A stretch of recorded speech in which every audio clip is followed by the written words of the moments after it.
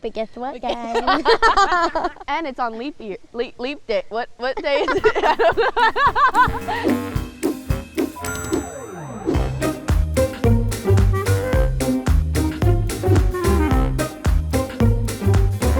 What's up, Bruin fans? Welcome back to this week's episode of Bruin Banter with our special guest, Grace Glenn. Hi. So we're currently in Poly.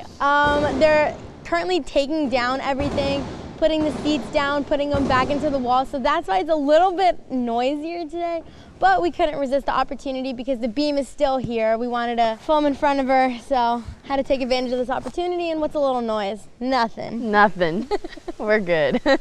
So just yesterday we were competing right here where Grace got her historic perfect 10. Yay. Crazy. But we'll talk about that a little bit later. So for now, let's get into the meet highlights. So we started off on vault and we started off pretty strong. Not too bad. Yeah, you got a 9875. I did. That was good. Thank you. And Kyla anchored us with a 995, getting like a perfect stick pretty much. Yeah, it was close. Leaned a little bit backwards, but that's okay. It's coming. Next was the bars, and unfortunately, Wah, wah. had a little bit of a mishap. It's okay, it happens. But it's okay because Savvy and Collie had my back. Savvy and Collie both scored their career best. Savvy with a 9.9 and Collie with a 9925. That was amazing. They've been working so hard in practice, and we can see that they can do that. And it was so great to finally see them be able to do in competition. Yeah, and they really had my back, so I was just so proud of them, and they absolutely killed it. Yeah, they did. Next was the balance beam, where overall, freaking amazing rotation. We started off 10.0 right off the bat. It got the whole beam lineup pumped. Yeah, it was a party from the beginning. When you landed your dismount, did you know, this one was it? This one was gonna be the 10? Nope, I honestly didn't think it was my best routine. I was like, well, that'll be a good score. I'm happy it worked out. I'm happy. I don't know, just the energy was just different. Everybody got so hyped. The den, the audience, they were so invested, and I think finally the judges just had enough. They were like, give her the 10. I think so, yeah. The rest of the beam lineup. Then off of that, Nikki got her season high, 9.9. That was so awesome to see. It's been a struggle for her to get back in the groove of things and find her competitive drive and everything, but she really killed it this weekend. And then Kyla closed off the rotation with a near perfect 9975. That one was probably the best routine I've seen her do all season. Yeah, that was a really good routine. When she nailed her full turn, I was like, oh. Yeah. The full turn is the teller for Kyla. It's either she's perfectly on or she's off the beam. And then the Bruins moved on to floor. It was the best floor party of the year so far. It was. It was a birthday party too. Honestly, the highlight of this rotation is the whole floor squad. 3 9975s, a 9925, 995, and a 99. We had to drop a 99. That's insane. We got a 49.8 on the event. That's just such a big score. Huge score. Overall, it was a really great meet. It was a great competition. We broke 198, which was really exciting. So exciting. But that's what's so exciting about it, is that we haven't even reached our full potential. Yeah.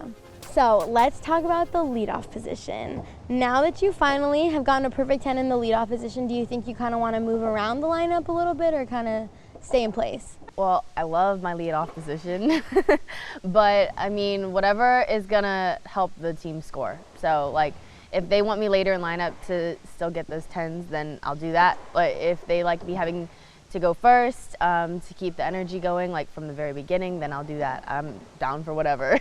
Why were you so motivated to be in that leadoff position and want to get that 10? Because a lot of people on the gym internet specifically have been urging, for the coaches to move you towards the end of lineup to get a 10. Well, I think I wanted to stay in the leadoff position just so everyone else in the lineup will feel comfortable, because it's just kind of the place I've been at for the last 2.5 years or so. Also, I mean, I really wanted to break this record. It's been an itch that I've been trying to scratch for so long. Now that I got the 10, I really hope that it's opened the door for anyone else that's a leadoff that has higher potential than what they're scoring, and hopefully now more people can get 9.9s, 10s, or whatever. How cute was your sister's reaction to your 10? She started crying. This girl wasn't even crying. I didn't cry at all. And Anna was leaking tears. But it was kind of cute to see, I guess. I guess. I'm happy for my sister.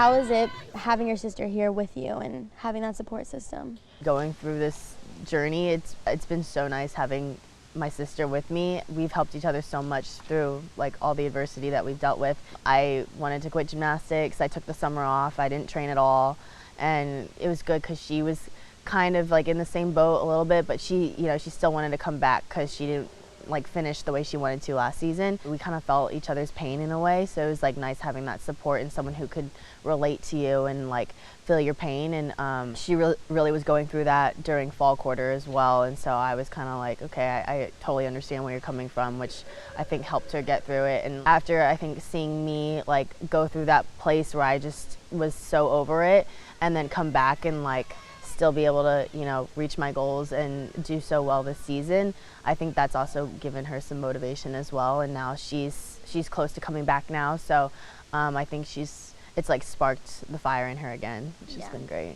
Now it's time for Twitter questions. This first one, I'm sorry to whoever's name this is, but I'm just about to butcher it, so here we go. This is from @HugeSanchezog, and they ask, first, congrats on the 10. I have to confess that I cried when I saw it. Oh. How much have you changed from your freshman to senior year? How do you feel about competing with your twin? Do you miss her on the team? What? She's still on the team, so no to that. But they said, love from Argentina. Oh, that's cute. Big changes. Coming in freshman year, I was trying to figure things out, understanding how like the social life works, understanding how school works here. And so like all that together, it's kind of, not my best time, but that's okay. We bounced back. We were just this crazy group of rambunctious children pretty much when we came in. You can ask Ms. Val. Yeah. We've come a long way. We have. Started from the bottom, now we're here. I don't know what happened, but like something good happened. The second question comes from @Kylas40, and they ask, congrats on a leadoff 10. How did you recover so quickly from shoulder surgery in the preseason to being a rock this season and also making history by getting the first leadoff 10? Technically tore both my shoulders in a way. Last year, during preseason, I was trying to learn a double A out on bars, and I was just doing so many numbers, putting in extra practice every day doing bars, to the point where my shoulders couldn't take anymore. Right after season, I was rehabbing the heck out of my right shoulder, the one that retore, and to the point where like I couldn't really feel that anymore. It was totally fine. When I went home in the summer, my left one started hurting me like quite a bit, to the point where like it hurt to pick up a glass of water and open a door and stuff like that. I'm like, okay, I probably need to do something about this if I want to compete my senior year. Talked to our doctors, our surgeons and everything, and they were like, you should probably get surgery. So I was like, okay, that's fine. Like, I mentally prepared myself. I got surgery in August. Got out of surgery and they're like, well, we didn't have to repair it. We just had to clean it up. My mom was shocked. She literally asked the surgeon like 5 times to repeat what he said. And he was like, yeah, you should be fine in like 3 months. And so I was like, all right, great.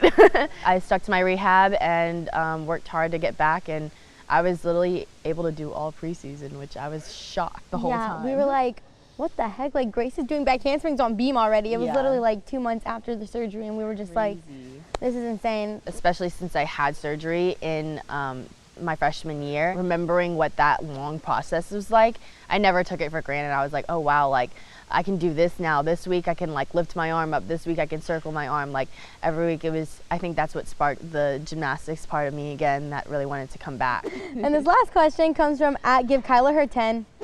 Give it to her, yeah, please. And they ask, congrats Gigi. Why do you think you are able to be that consistent leadoff that every gymnastics team dreams of having? And how do you mentally prepare for your routine each week? I think I've just built up a lot of confidence over the years, and I kind of have like a routine down literally in practice and in competition every single week. I do the exact same thing. I want it the same way every time. And so just like having it as routine to the point where it's literally muscle memory, like I really don't have to think too much, and I just kind of do my normal. Thanks for being on the show, Gigi. Thanks for having me. I loved it. Yay. Don't forget to catch the Bruins at our next meet, Saturday, February 29th at Oregon State at 1 p.m. on Pac-12 Networks. Yeah. And it's on Leap Day. You'll be seeing a lot of this that day. Okay, bye. Bye.